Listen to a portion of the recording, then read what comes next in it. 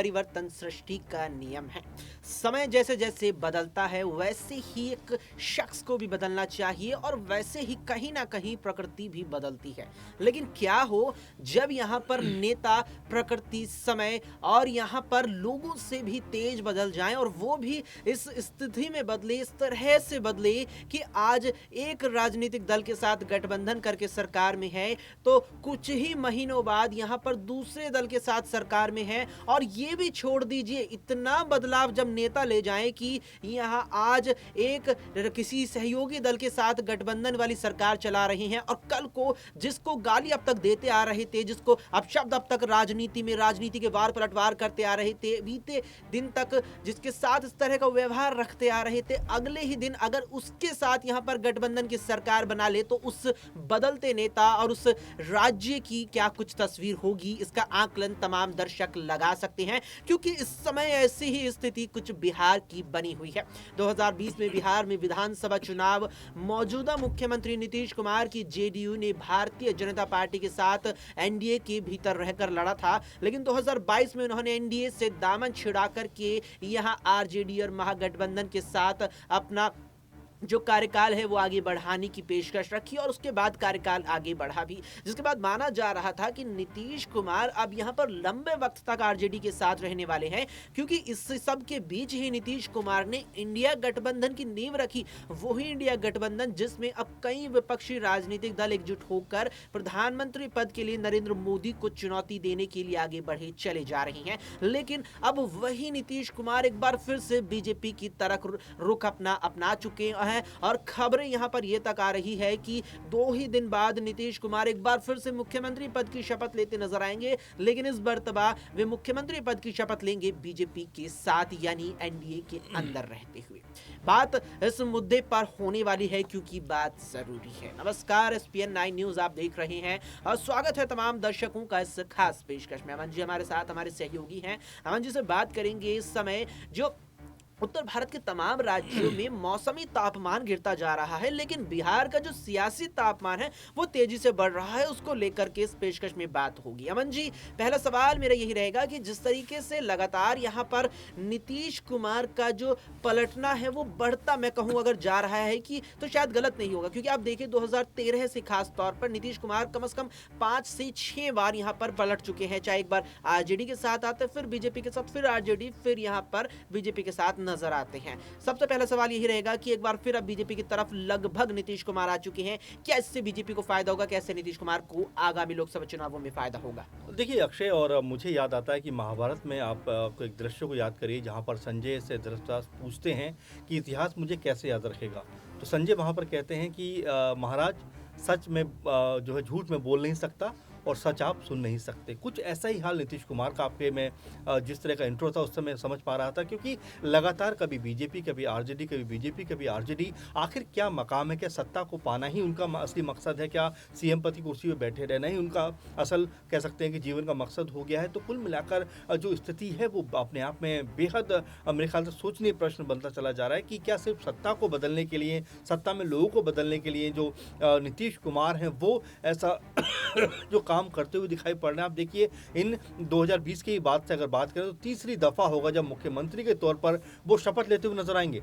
अपने आप में ये हैरान करने वाला मामला है, जिस राज्य में अच्छी भली सरकार चल रही है, आखिर क्यों इस तरह का कह सकते हैं कि विनाश आप करने को आतुर हो जाते हैं। बीजेपी के साथ आप चुनाव लड़ते हैं, उसके बाद सरकार चलाते हैं, फिर आपका मोह भंग होता है, फिर लालू के साथ दोस्ती करते हैं एक बार फिर से और फिर सरकार बना लेते हैं, फिर एक बार फिर लालू और उनके बेटे से मोह भंग होता है, कहते हैं भाई परिवारवाद को बढ़ावा दिया जा रहा है। तो आखिर जब आपने उनके साथ समझौता किया उस समय आपको नहीं लग रहा था कि परिवारवाद को बढ़ावा दिया जा रहा है? तो कुल मिलाकर जो नीतीश कुमार है बहुत कंफ्यूज राजनीति का अपने आप में करते हुए नजर आ रहे हैं। चेहरे बदल रहे हैं, चेहरे भले ही दूसरे दलों के बदल रहे हैं, लेकिन नीतीश कुमार का चेहरा वो का वही है, वही सीएम, वही पद और हर बार नीतीश कुमार। आखिर इस कुर्सी में ऐसा क्या है जो इसके लिए वो तमाम तरह के समझौते करते हुए नजर आते हैं? आप देखिए बीजेपी के लिए उन्होंने किस तरह की भाषाओं का प्रयोग किया, किस तरह की बातों का प्रयोग किया। जिस तरह से अब बीजेपी के नेताओं को देख लें, वो भी ये बात कह रहे थे कि भाई किसी भी सूरत में नीतीश कुमार सीएम के तौर पर मंजूर नहीं है। सम्राट चौधरी जो अध्यक्ष हैं बीजेपी के, उनका बयान अगर आपने सुना हो तो कहा था कि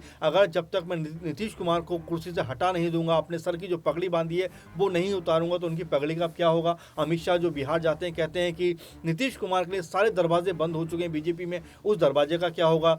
सुशील जो मोदी हैं वो ये कहते हैं कि भाई दरवाजे कभी भी खुल सकते हैं। तो क्या स्थिति है, किस तरह की स्थिति है, क्यों आप लोगों को भ्रम में रखे हुए, क्यों आप जो है लोगों के साथ में इस तरह से अन्याय कर रहे हो। क्योंकि जब आपकी विचारधारा एकदम अलग है तो कैसे आप उस विचारधारा के साथ में समझौता करने को तैयार हो जाते हो। तो क्या असल मकसद, अंतिम मकसद क्या सिर्फ सत्ता पाना है। तो कुल मिलाकर नीतीश कुमार की जो राजनीति है वो अब खुलकर सामने आ चुकी है कि सत्ता के लिए वो कुछ भी कर सकते हैं, चाहे बीजेपी हो, आरजेडी हो या कोई और भी दल हो। उनको सत्ता में बने रहने के लिए जो कुछ भी करना पड़े वो करते हुए नजर आएंगे। और चूंकि देखिए जो हास्यास्पद बात है वो ये है अक्षय कि उनके पास सिर्फ 45 विधायक है, वहीं बीजेपी के पास 78 हैं और आरजेडी के पास 79 है, लेकिन दोनों ही उनके इर्द गिर्द घूमते हुए नजर आ रहे हैं कि हमारे साथ आइए, हमारे साथ आइए, हम आपको सीएम बना देंगे, हम आपको सीएम बना देंगे। तो कुल मिलाकर सत्ता की जो लालसा है वो अब समय के साथ नीतीश कुमार में बढ़ती जा रही है। वाकई में यहाँ पर सत्ता की लालसा का एक बड़ी ही जरूरी बात यहाँ पर अमन जी ने छोड़ दी है। इस पेशकश के बीच में एक सवाल तमाम दर्शकों के लिए छोड़ना चाहूंगा कि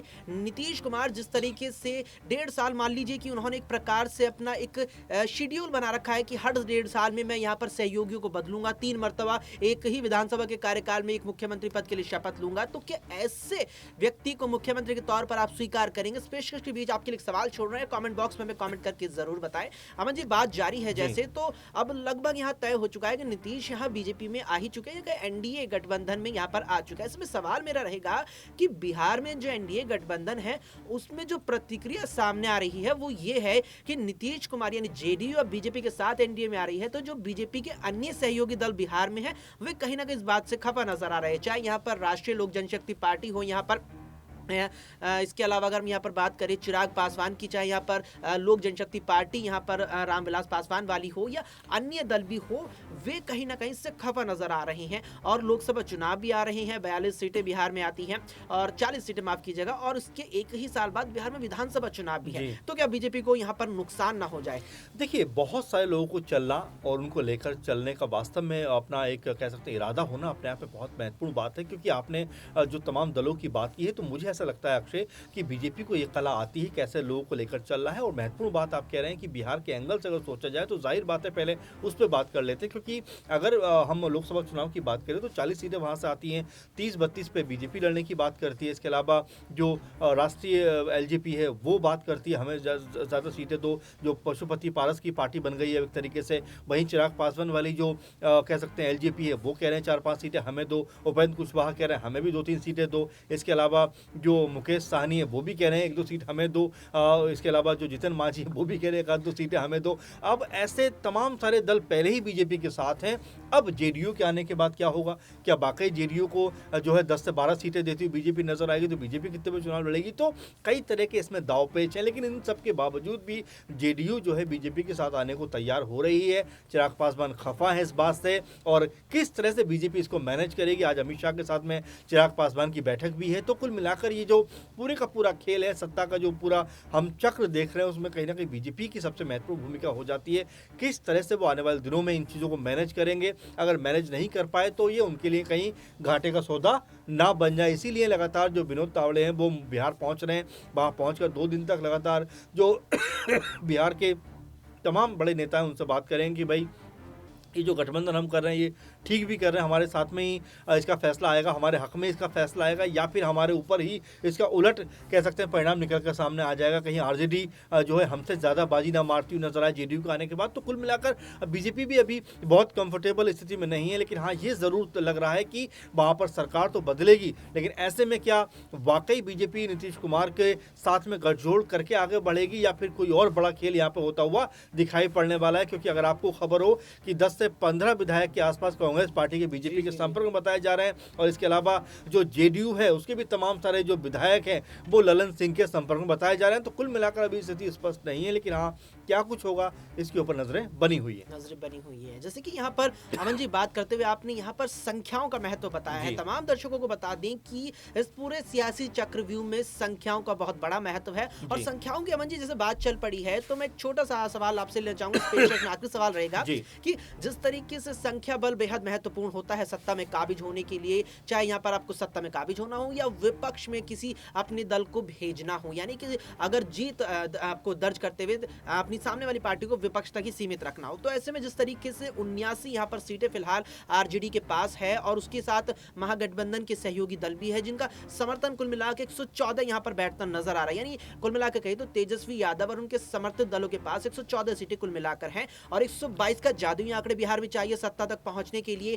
तो ऐसे में जो ललन सिंह वाला मामला नीतीश कुमार को लेकर हुआ था, संपर्क में जो बात कही जा रही थी, कहीं ना कहीं अफवाहें थी या वास्तव में वे बात सच थी, इस बात तक तो अब तक कोई पुष्टि नहीं हो पाई है। लेकिन अगर इस बात को कहीं आधार बनाए हम कि ललन सिंह अगर वाकई में यहाँ पर आरजेडी के संपर्क में थे अपने कुछ विधायकों के साथ, क्या वाकई में ये चीज संभव है? या क्योंकि यहाँ पर आप देखिए कि तेजस्वी यादव हो चाहे लालू प्रसाद यादव हो, वे भी पूरी कोशिश करेंगे कि 122 के आंकड़े को पार किया जी। जाए। तो मेरा सवाल ये रहेगा अपने एक छोटा सवाल आखिरी में कि क्या यहाँ पर नीतीश कुमार के खिलाफ जाते हुए ललन सिंह और उसके 7 विधायकों को आरजेडी में शामिल कराने की कोशिश रहेगी? देखिए बिल्कुल, और जब एक समय फोटो निकल के सामने आया था तेजस्वी और कह सकते हैं ललन सिंह का, उस समय ही ये लगातार नीतीश कुमार ने काफ़ी खफा हो गए थे। उसके बाद उन्होंने आनंद फानन में जो है ललन सिंह को पद से हटाया और खुद ही अध्यक्ष पद की कुर्सी पर बैठ गए। कुल मिलाकर देखा जाए तो बिहार की जो पूरी पोजीशन है वो उसके ऊपर नीतीश कुमार ने अपना होल्ड किया हुआ। लेकिन ये बात हमें भूलना नहीं पड़ेगा कि ललन सिंह के संपर्क में कई सारे विधायक उनके साथ में हैं,